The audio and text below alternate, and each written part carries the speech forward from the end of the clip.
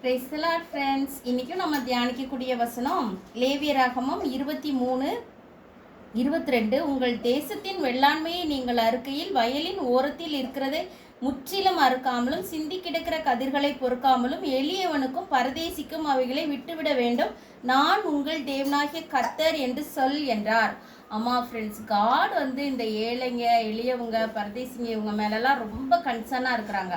நிறைய இருக்கிறவங்கள்ட்ட சொல்கிறாங்க, நீங்கள் அந்த வயலில் இருக்கிறத சிந்தி இருக்கிறத எடுக்காதீங்க, அவங்களுக்காக விட்டு கொடுத்துருங்க அப்படி சொல்கிறாங்க ஃப்ரெண்ட்ஸு.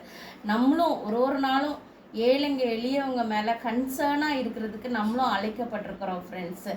எத்தனையோ பேர் நம்ம சுற்றி ஏழைங்க எளியவர்கள் இருக்கிறாங்க. நம்மளோட காரியத்துலேயும் ஒரு நாளும் காட் எப்படி ஏழைங்கள் மேலே எளியவர்கள் மேலே கன்சர்னாக இருந்தாங்களோ அதே மாதிரி நம்மளும் கன்சர்னாக இருந்து அவங்களுக்கு தேவையான காரியங்களை செய்யணும் அப்படின்னு சொல்லிட்டு கர்த்தர் நம்மளை அழைக்கிறாங்க ஃப்ரெண்ட்ஸ்.